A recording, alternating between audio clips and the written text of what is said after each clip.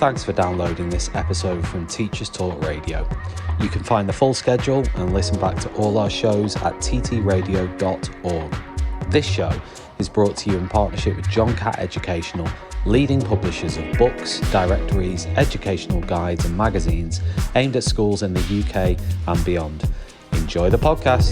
It's Teachers Talk Radio and you are listening live.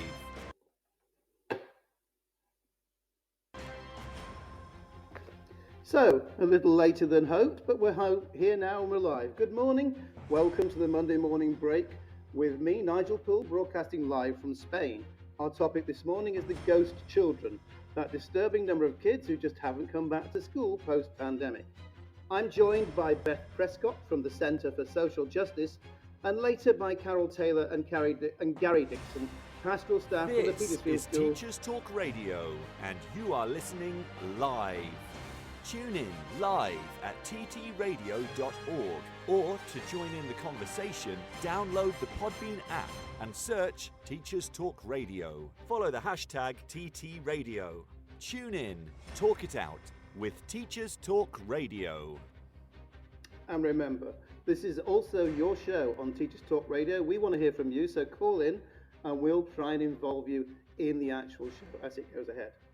So, once we get rid of the music, we'll call in with my first guest, which is Beth Prescott from the Centre for Social Justice. Hi Beth, are you there? Hi Nigel, yes, can you hear me? Oh wow, this is working. Yes, I can. It's always nervous, isn't it, when you're not quite sure if the technology is going to work or not. Oh my goodness me, no, we had a bit of a shaky start, and thanks to all the people at Talk Radio Towers who just about got me on air on time. My own fault, as usual. So Beth, you work for the Centre for Social Justice, which I would characterise as an independent think tank. Is that correct? Yes, yeah, that's me, yeah, and I'm a senior researcher on the education team there. Fantastic. So this report that the CSJ brought out recently was called Lost and Not Found, wasn't it? Yes, yeah, and this was a report. It was a report as part of a series of reports the CSJ have done over the last couple of years, raising awareness about the issue of persistent and severe absence from school. So what prompted this latest report then? Great, yeah, so to start with, I'll take you back a couple of years where the CSJ were hearing on the front line from charities and schools in grassroots that the issue of absence was becoming more and more prominent. And therefore, and this was before I joined the CSJ, the team at the time started to look into the data from the Department of Education and found that both persistent and severe absence was increasing. And since then, we've continued to track these data releases and noticed the kind of continual increases in the data we're seeing. Okay, just so we can be clear, because I don't think probably anybody really quite understands this terminology, what's severe absence?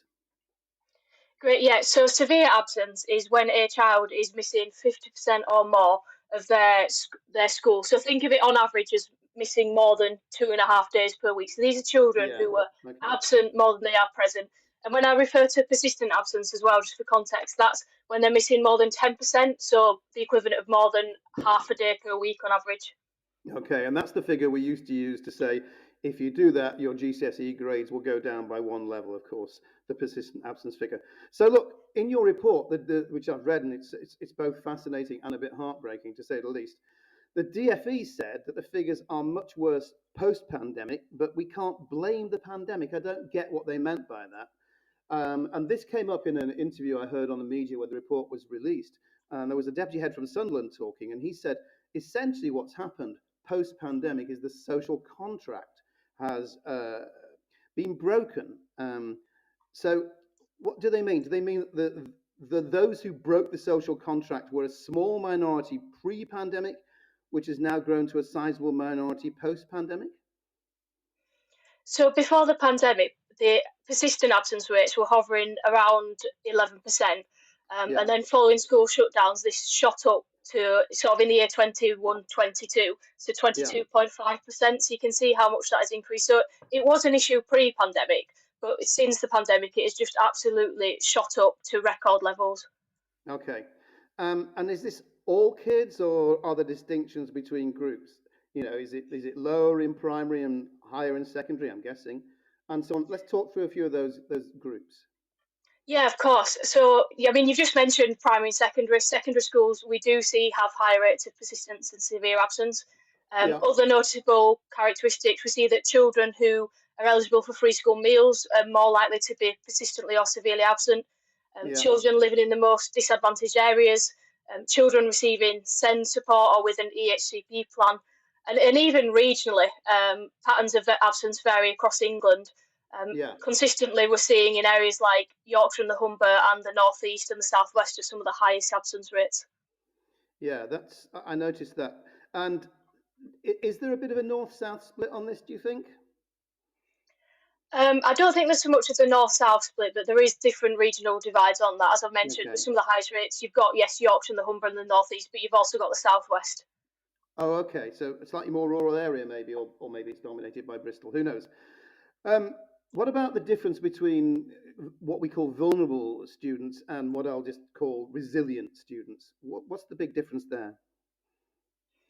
Well, I mean, we did recently. We did an inquiry into absence and the reasons behind absence. That kind of we wanted to dig Mm, deep because what I've just told you there are kind of what the official data shows, and we kind of wanted to look into this a bit deeper and to speak to people on the front line.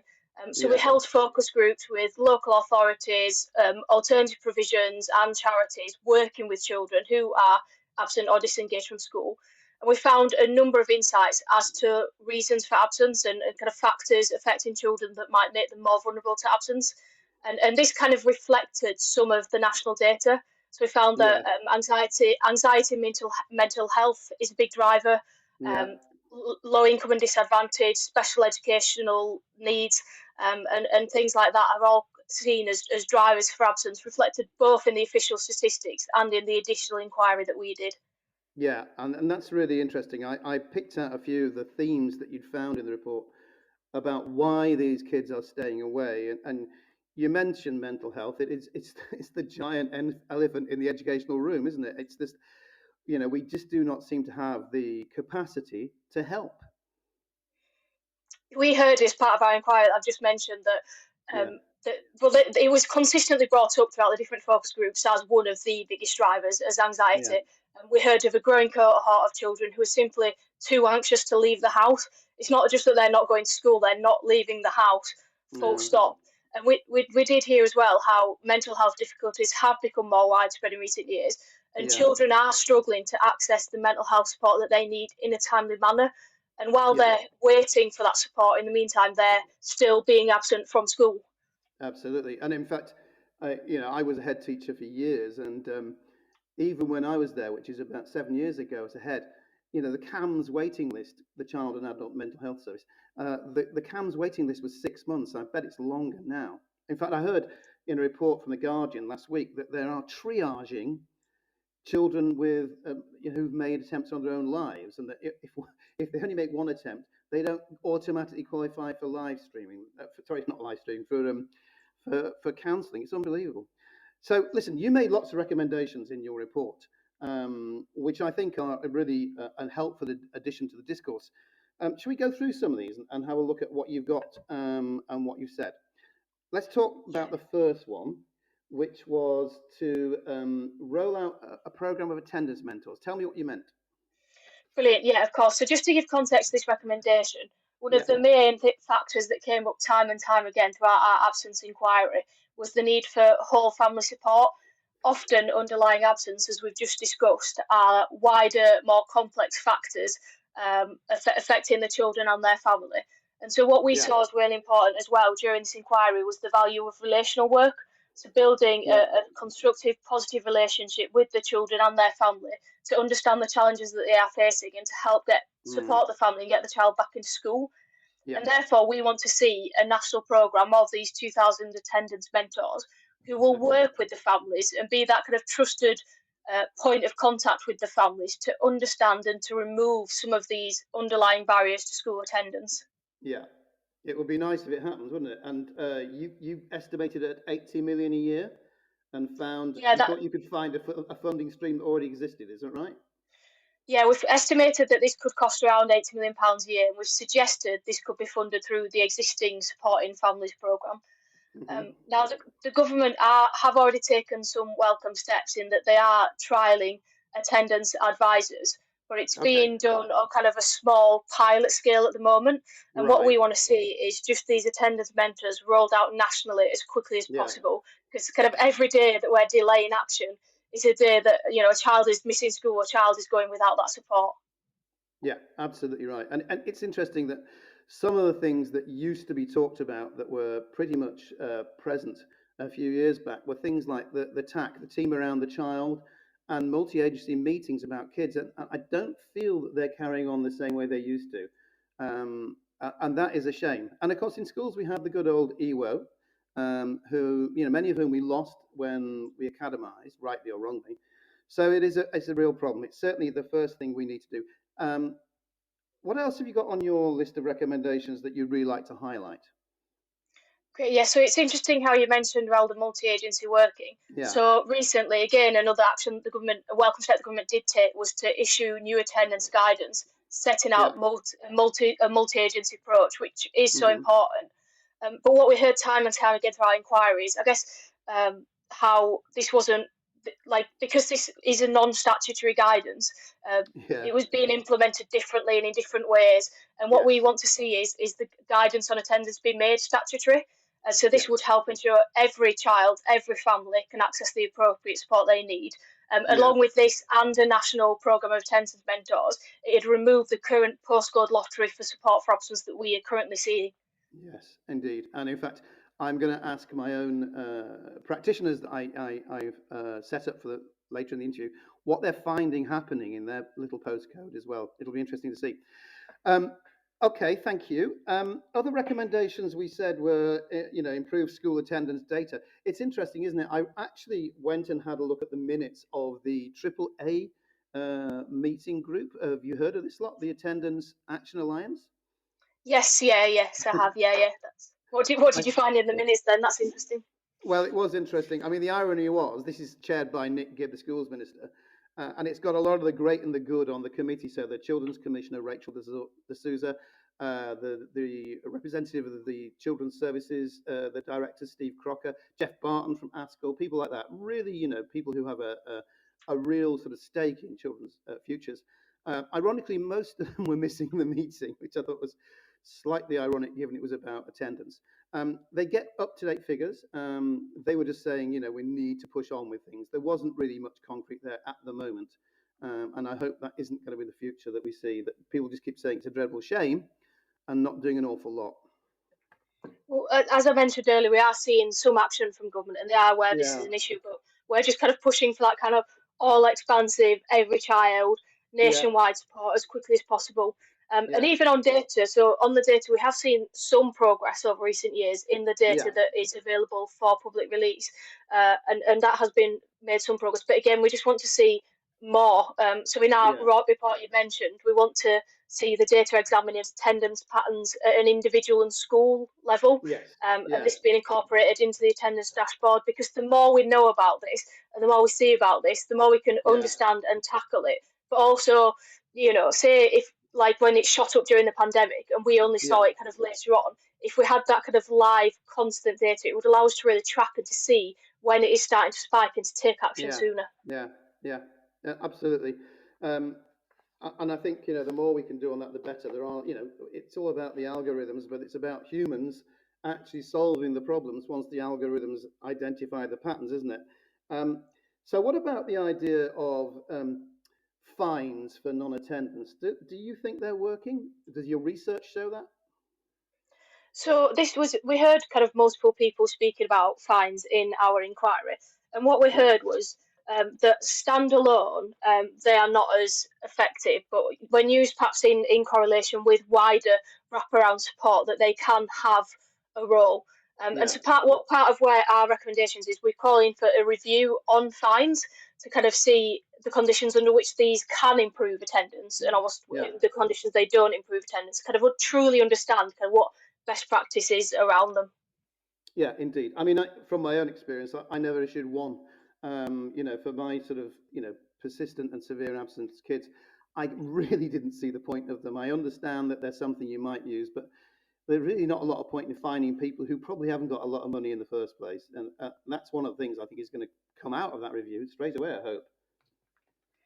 Yeah, absolutely, and also when what we don't want is for it to create one of the other things is for it to create a perverse incentive for a parent to take their child out of school to avoid that fine. We want to make sure that they're getting the support they need, and like I said, sometimes they may have a role, but it's as part of a much wider wraparound support that Yeah, helps understand the reasons for absence, yeah, tackles those reasons for absence, and offers support to the children and families. yeah, absolutely. I did make one exception where I would have been delighted to find people, which was the skiers.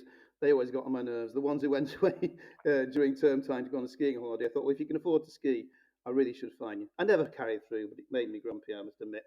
So what's worrying me is what you said in your report about what are these kids actually up to when they're in the home rather than the school? What are the things and the influences that are maybe affecting them? Yeah, so what we heard during our inquiry, I mean, some people might have perhaps a kind of stereotypical general image of truancy, of perhaps kids kind of, going off school and kind of being around town. But what we actually heard was Yeah. quite different. And while a small minority of children might still be doing this, what we actually heard was a lot of the children, they're at home. As I mentioned earlier, they're too anxious to leave the house. They're perhaps spending the day in their bedroom, kind of, too anxious to physically do anything. We did hear of, unfortunately, this can still trigger kind of concerns. We heard of, for example, of a rise in gaming addictions, Yeah, which might have developed during the pandemic when of children course. were at home.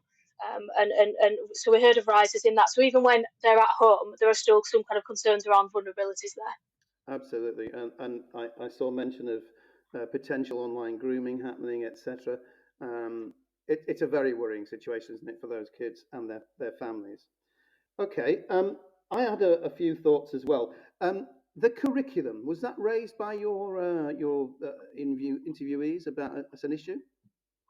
So we heard of a couple of examples relating to that. So we did hear of kind of children who perhaps have become disengaged with the curriculum, children who perhaps their main skills aren't in the kind of core academic subjects, but they do lie Yeah, elsewhere.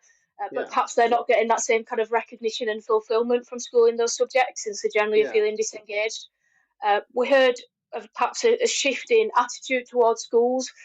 This might be following the pandemic, or some of this will have existed beforehand. Where, yeah, say, for example, if a child is in a family where the parents and the grandparents didn't particularly do well in school or didn't particularly like school, but they are succeeding and thriving in their careers yeah, despite that, the child might absolutely. kind of see that example, and the parents themselves might not see the Yeah, benefit of the child being in school. And again, this has been exacerbated by kind of school shutdowns where children and parents saw that they could homeschool. And yeah. so we have seen kind of like a shift in the culture towards that, and that slight disengagement in the curriculum for children who perhaps, like I said, their skills and talents lie elsewhere from the core academic subject. Yeah, and I think, I'll talk to my practitioners about this, but I don't think the EBAC has helped him one bit with this sort of tight focus on academic subjects. There's no doubt about that. You mentioned home ed just briefly there, and that's something that I picked up in the report. And then when I looked into other meetings, minutes, and things, so the Association of Children's Services Directors, they were very concerned about home ed. And they found a lot of students, 81,000 students on home ed, which is a staggering figure. Why do you think people are going to home ed? Did you pick anything up about that? Yeah, so for context for listeners, there's a slight difference between kind of absence and home education. So Yeah, absence is absolutely. when a child is on the school Yeah, roll but not attending school. Home yeah, education is when the child is not on the school roll and officially being educated at home. Now, we actually did another report into this recently, and we found that many parents are doing an amazing job of home education, and it is yeah, absolutely their right to choose to home educate their child, and that right should always be enshrined. But there right, are a minority of children for whom perhaps they've been off-rolled, or it might be that the parents have right. withdrawn their child because Yes, they felt their needs weren't being met in school. This could be SEN needs, it could be mental health needs, yeah, and for those absolutely. children, home education might not be the best place for them. And they might not Hmm. necessarily, the parents might not necessarily be equipped to deliver a high quality home education for them. Yeah, absolutely. And I think, that's something that's going to have to be watched as well, because you're right. They should have the right enshrined. Interestingly, where I work at the moment in Spain, home ed is not allowed. You just can't do it. Everybody has to go to school, which is fascinating. Yeah, and But, we did find actually sorry, go on. Go on. No, you go ahead. It's fine. So we did find actually that England is an international outlier in the respect of kind of like oversight of home education, where other European countries are more stringent in the kind of oversight of it. Yeah, indeed. Listen, what sort of traction have you got so far from the government? You talked about a pilot scheme on the attendance monitors. Is there any sign? Because I suspect with your think tank, it probably has a little bit of traction with the current government. Have you heard anything from them about what more they might want to do? Great, yeah. So as I mentioned earlier, the government have got the pilot of the attendance advisors. They have brought in this new guidance. They are definitely taking some action, but what we want to see is that action just being rolled out nationally and quickly. So first and foremost, as I mentioned, and I'll keep talking about it until I'm blue in the face. We want to see this national programme of attendance mentors, so that every single child who is struggling, who is absent from school, is getting that wraparound support and care that they need, and it not just being kind of like a specific area or a specific postcode that's kind of slowly rolling out, while in the meantime more and more children are being absent from school and not getting the support that they need. So action is being taken, but just not enough right now. No, and not fast enough, clearly. And I think the big action that needs to be taken alongside that has to be, they just have to ramp up the mental health services for people, because it's terrifying, and this commitment that we've had from previously from Theresa May, and I don't know how many prime ministers we've had since then, about mental health. I'm not sure how that's reflected on the ground in schools, but I'm sure we'll find out whether everybody's got their their mental health mentors in school. I'm not sure they have. You've probably heard that one of our other recommendations was about that, and rolling out. We want them to roll out that mental health leads in schools, so that every school can have a mental health approach to support. Absolutely, which is going to be vital. But let's hope it comes soon. Okay, listen, Beth, it's been an absolute delight to talk to you. I've got a break for the news in a moment, so thank you ever so much for joining me this morning, being my first ever guest. We were slightly late, my fault, but it's been a pleasure to hear from you, and keep up the good work. Thank you so much. Thank you so much for having me. Bye. Bye-bye. So we're going to move to the news, ladies and gentlemen, after which I really hope to be able to contact a couple of outstanding practitioners from a school in the south of England, which are Gary Dixon and Carol Taylor. They have pastoral roles at the Petersfield School in Hampshire, where let's just test up some of the things that have happened that we've discussed, and see what they find on the ground in what I would describe as a very extraordinary, ordinary school. But in the meantime, let's hope this news plays. This show is brought to you in partnership with John Catt Educational, a leading publisher of books, directories, educational guides and magazines specifically aimed at forward-thinking schools in the UK and beyond. Have you checked out their latest releases? Don't miss out! Visit johncattbookshop.com to explore their full range of titles and advance your own professional development today. Happy reading! This is Teachers Talk Radio, and this is Teachers Talk Radio News.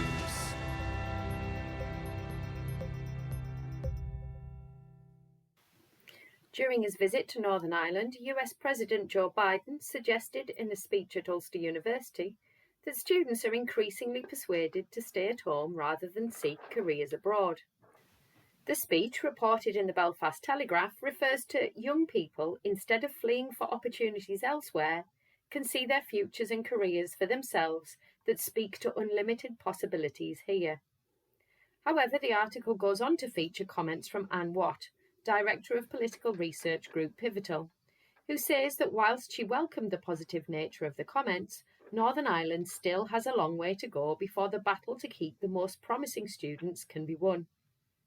She went on to say there is evidence in her organisation's research that significant economic migration could be worsening, not improving. The problem of young people leaving Northern Ireland to study elsewhere and not returning has been around for years, and many seem to see the President's words as aspirational rather than accurate. Ms Watts also raised the point that as students leave Northern Ireland, other students from the UK and further afield are not coming in the same numbers. The country, therefore, cannot retain or regain talent, and political instability has not helped matters. In order for Northern Ireland to meet the aspirations raised in Biden's speech, talent needs to stay at home. The Daily Mirror reports on figures released by the Department for Education, which show more than 140,000 school children were severely absent in the summer of 2022. The paper refers to these young people as ghost children and raises concerns that this pattern is continuing in the current academic year. The Department for Education says the term severely absent refers to children of school age who are not receiving a suitable education either with a teacher or homeschooling. They are usually those with attendance below 50%.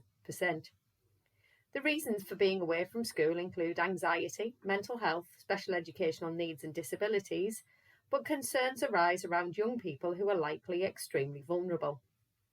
Last year, the Children's Commissioner also released a report focusing on school attendance, but, according to DfE figures, attendance to schools across England has largely failed to recover to pre-pandemic levels. Latest figures released by the DfE has persistent absence at 22.4%. These are pupils with below 90% attendance, although this is suggested as being a result of illness towards the end of the autumn term. According to FE Week, the Department for Education has launched a £1 million contract for an organisation to drive new T-level employment placements. The documents explain that the DfE is seeking a potential supplier to engage with employers to develop their knowledge and understanding of T-levels, as well as helping them to plan and prepare to deliver high-quality industry placements. T-level courses were first launched in 2020 and feature a mandatory placement with an employer totalling 45 days or 315 hours. There are now 16 T-levels available, with another 2 due to launch this September. As the provision of the qualifications has grown, so has the need for placements. The DfE has offered financial support to employers offering placements, but uptake has not been high, as employers cite red tape and cost pressures as reasons the courses are unattractive. Finally, as the row over teacher pay and conditions, as well as concern over recruitment, continues, the Evening Standard featured a report on Londoners turning their back on teaching and flocking to better paid jobs in the city. A combination of the availability of better paid jobs and the high cost of living in the capital is putting Londoners off teaching, according to school leaders. Whilst a DfE spokesperson spoke about the bursaries and scholarships on offer for those training in key subjects such as maths, physics and computing, many took to social media to highlight the issues facing teachers in the capital, such as the difficulty in buying or renting property, when the average teacher salary in inner London is £47,000, but the average property price is over £600,000. This has been your Teachers Talk Radio News with Joe Fox. This is 2 Minute Tech with Steve Woods, your tech briefing on Teachers Talk Radio. Hello, this week I'm going to talk about hidden spy cameras. Do you know who is filming you? Modern cameras can be as small as a pinhead and embedded in things like pens, buttons, and while researching this, I even found one built into the centre of a crosshead screw. Online shopping sites blatantly sell spying devices such as smoke alarms with built-in spy cameras. There have been high-profile cases in the media of people misusing spy cameras, but as I investigated further, one statistic stood out. 11% of people that use Airbnb reported finding hidden cameras. As I continue to dig around for a UK statistic, the figure dropped to 10%. That's 1 in 10 people. Now, obviously, this is not solely limited to Airbnb. They just seem to be the company that has the most media coverage. So, for those of you that are concerned, my next investigation was how to detect a hidden camera. Here are the top pieces of advice I've found. You can buy devices that are designed to detect cameras. They start at about £40 and utilise most of the other methods I'm about to talk about. You can buy an app for your phone. If worried, don't buy it before you go. Some apps have a free trial period. Use that to scan the areas you're concerned with. Visual checks. Look for items that seem out of place. A clock pointing at the bed. A random USB dongle in a wall socket. Shine your phone torch at suspected items. Camera lenses will light up. helping you identify them. In the dark, a lot of cameras will use infrared to continue to get pictures. This can be seen via your phone camera. Look through your phone around the room in the dark and watch for suspicious dots of light. Please remember, if we turn this statistic around, 9 out of 10 places are not covertly trying to film you, and that statistic was good enough for very popular cat food in the past. As always, if you have a tech question, why not send it to @TTRadioOfficial. I'm Steve Woods, and that was 2 Minute Tech. 2 Minute Tech with Steve Woods, your tech briefing on Teachers Talk Radio. And we're back in the room. The most astute amongst you may have noticed that what was probably a news report we've heard before. My apologies, I'm sure we'll get the latest news, but it did actually highlight the whole absence issue. Now, I'm going to talk to whoever this is. Who is that? Hello? Hello, this is Gary. Hello, Gary. This is Gary Dixon. Nice to talk to you. Have you got your colleague around? Is she trying to get in? Carol is trying to join. I think she's already clicked the join, but is waiting. Let me get her in. Okay, she's in, I think. There we go. Perfect. Okay. So let me just introduce both of you. Carol, are you there? I am, Nigel. Hi. Oh, fantastic. Thank you. This is going well. Just. So my guests now are two outstanding practitioners from a school in the south of England. This is a large academy in a market town in Petersfield in Hampshire, which is a funny little town. I know it well. I know Carol well. Gary is new to me. But we're going to talk about how absence has impacted upon what is a incredibly good school, but every school has these issues to deal with. So, guys, have you discerned an increase in absence post-pandemic? Either of you?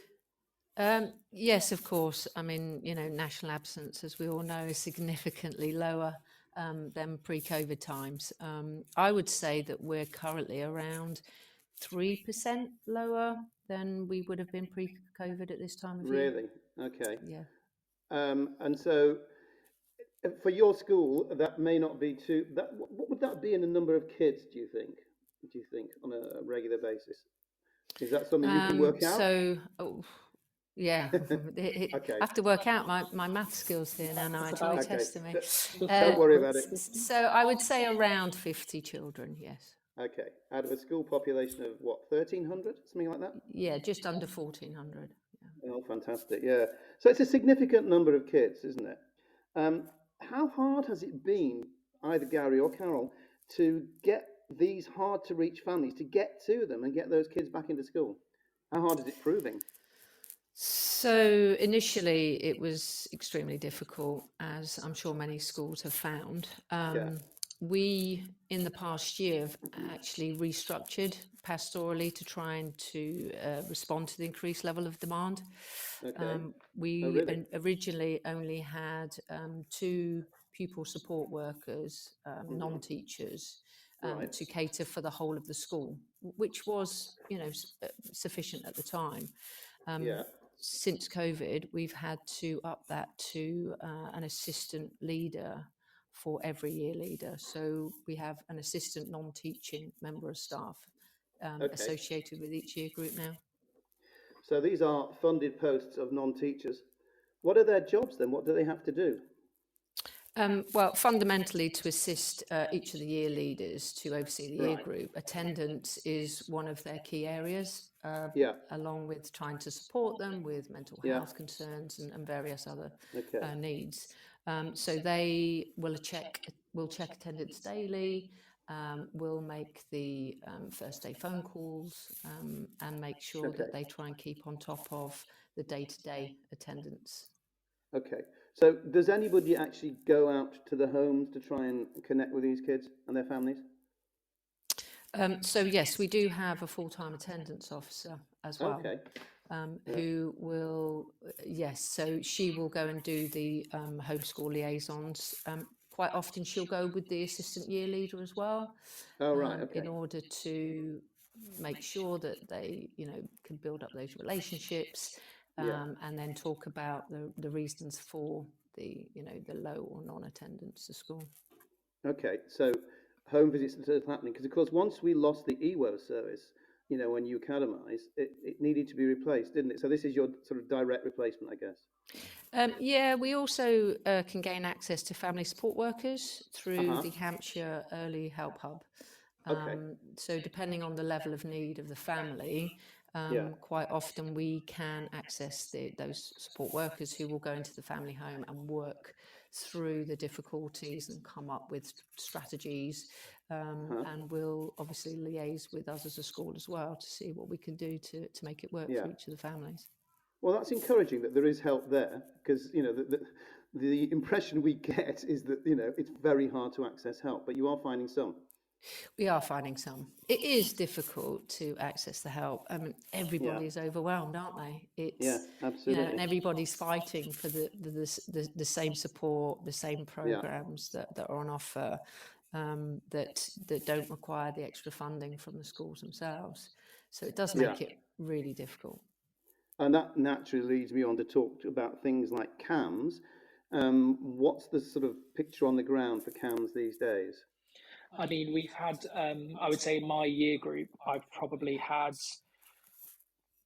about 10 to 12, I would say, emotionally based school avoidance flagged up in some way this year. And I would say 3 of those we've helped do referrals for to CAMS, and most of those are getting back to us at saying about 2 years. No, you're kidding. No. That is ridiculous. I know, and that's actually been proven in how slow the response has been to even the start of doing the referrals and everything. It's been very slow, and I do feel for them. It must be the catch up from COVID and that knock-on effect. And I do feel for the parents, because 6 months would be the usual, I suppose, but now we're looking at 2 years as an average. Yeah, and even 6 months was too long. It was 6 months when I left England, so nothing has improved by any means. Okay, thank you. So let me ask you this, Carol or Gary, but maybe Carol, because I know your responsibilities for upper school. Are you having kids who selectively attend, who come to the non-EBAC subjects maybe to dance or PE or vocational education? Are you picking up those patterns? So we do have some. I would suggest that the ones that are attending or choosing to attend the non-EBAC subjects tend to be actually more lower school than upper school. Oh, really? In fact, I think by the time they get to sort of year 10 and 11, their priorities are their English, their maths, their science.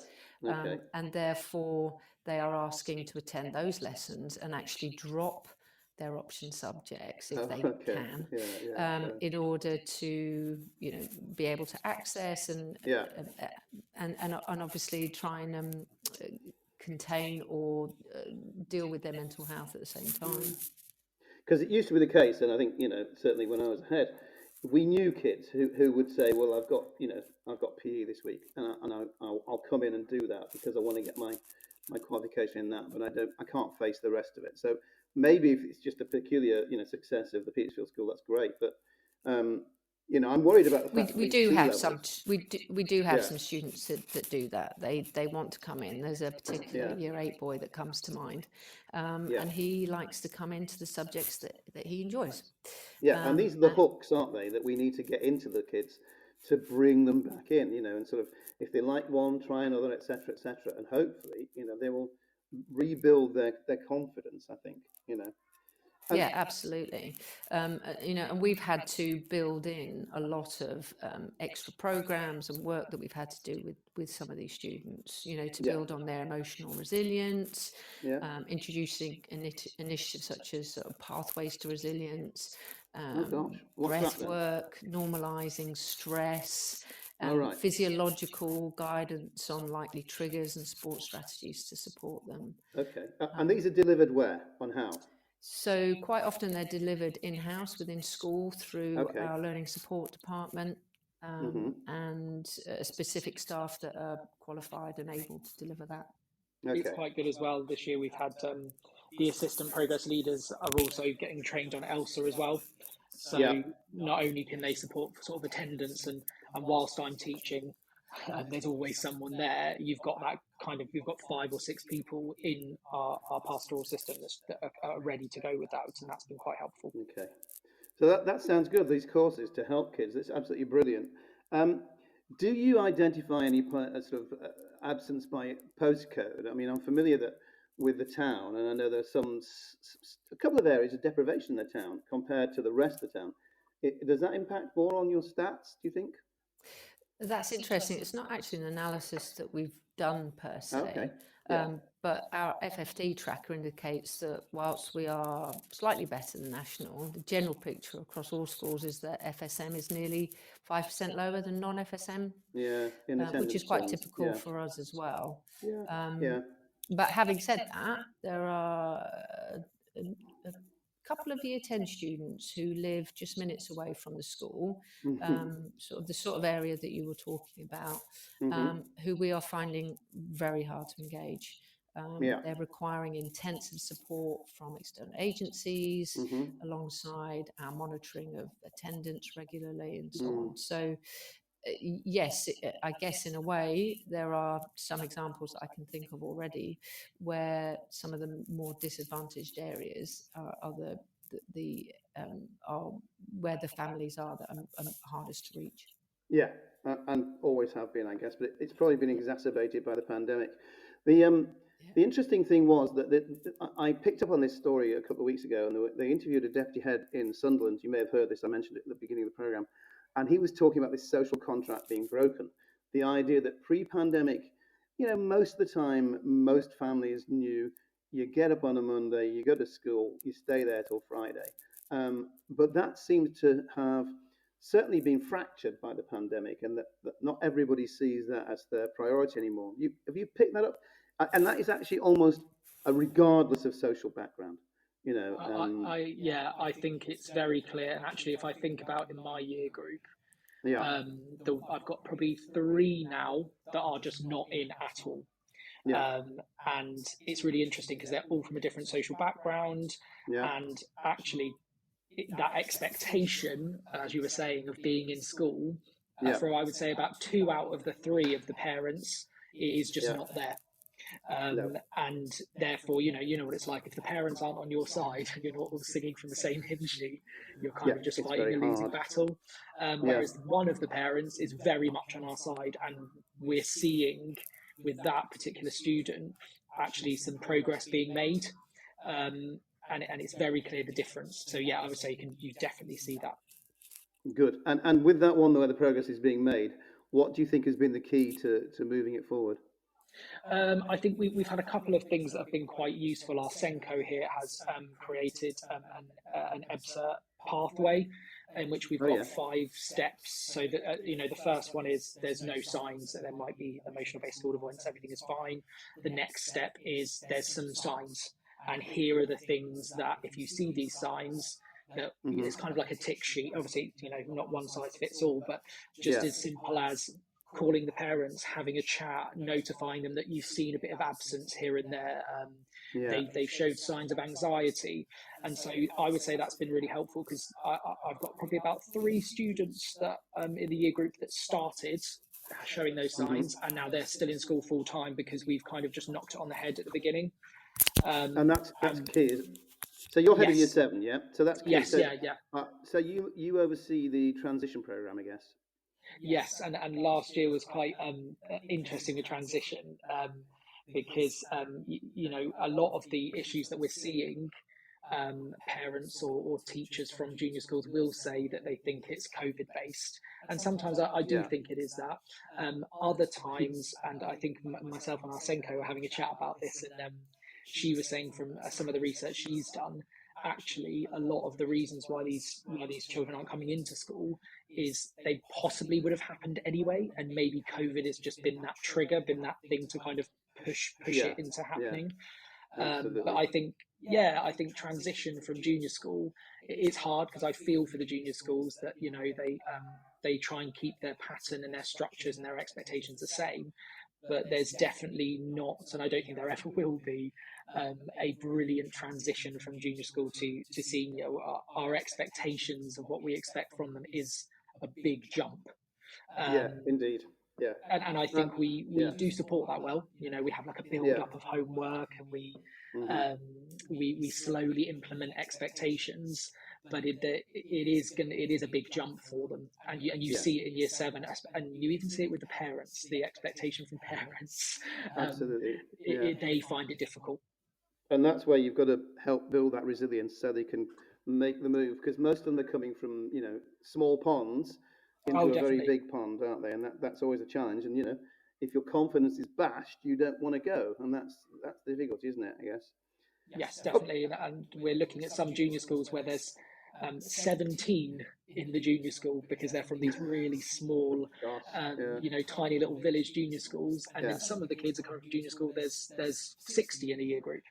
Yeah. So it's a real mixed bag. Okay, and that's interesting, isn't it? I think. Have you got anybody doing hybrid learning anymore? Are you getting requests for it post-pandemic?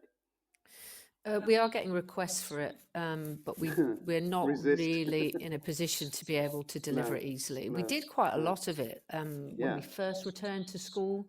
Certainly when we were still doing the track and trace, and we were sort of almost forced to stay at home, teachers and students. So we did do a lot of hybrid learning. That comes with its difficulties, as you can imagine. So we have moved away from that. Instead, we do have students who are still unable to come into school for various reasons. Right. And therefore, certainly in Key Stage 4, we are offering them alternative options. Yeah, well, that's fantastic. I mean, we had a lot of requests, but I'm now working in an international setting, and post-pandemic, a lot of the parents and kids still wanted hybrid learning alongside classroom teaching. It's not possible to do both unless you just switch your Google camera on and leave it on. But absolutely, it's just so difficult, isn't it? Absolutely. And sometimes it's an incentive to come in, of course. So it's better to try and get people back in. Let's talk about fixed penalty notices and fines. Does the school ever issue them? Do they go for it? So yes, we've got back into it again. We were slightly restricted when we first returned, as was everyone. But we do find that they can provide a deterrent in some cases. They do need to be considered as part of the fuller picture. But we've recognised that some families have not wanted to engage in support services offered by the school or the county unless the fines have been pursued, where they've almost then been forced into it. Yeah. And therefore we can then start making progress with them. Okay. In some cases it's worked, in others, obviously, it's still proving difficult. Yeah, absolutely. And in fact, as Beth herself said, that, there needs to be a review about the effectiveness of the fines and how they're imposed.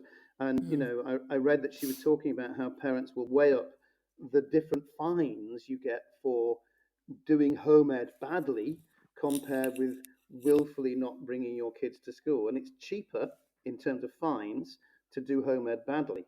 It's just a ridiculous bartering and balancing act that you have to do. Yeah, okay, good. So tell me about how you've had any support for catch-up programs post-pandemic. Did you get anything? Are you doing anything like that? Yeah, I mean, we've been doing lots of different support in terms of post-pandemic.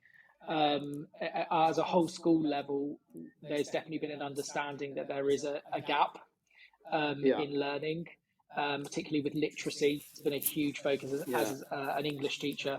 I'm very much hot on that anyway. But even in the classroom, you do see a big gap. And so as a school, literacy has been a main focus across all subjects to try and kind of bridge that gap. Okay.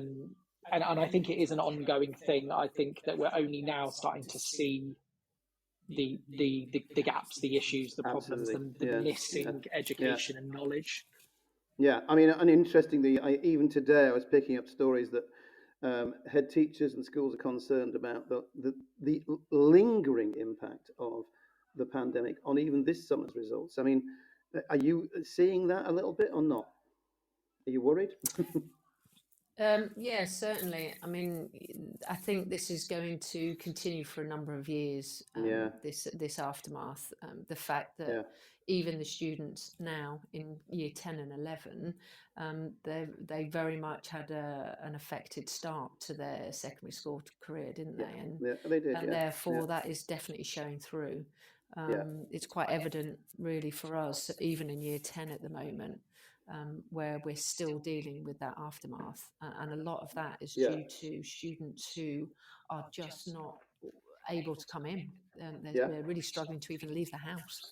I think a lot of families became quite comfortable, didn't they, with being at home, learning from home, I think so. having the children at home as well. So it has proved very difficult. And we all know that attendance has a direct impact on progress.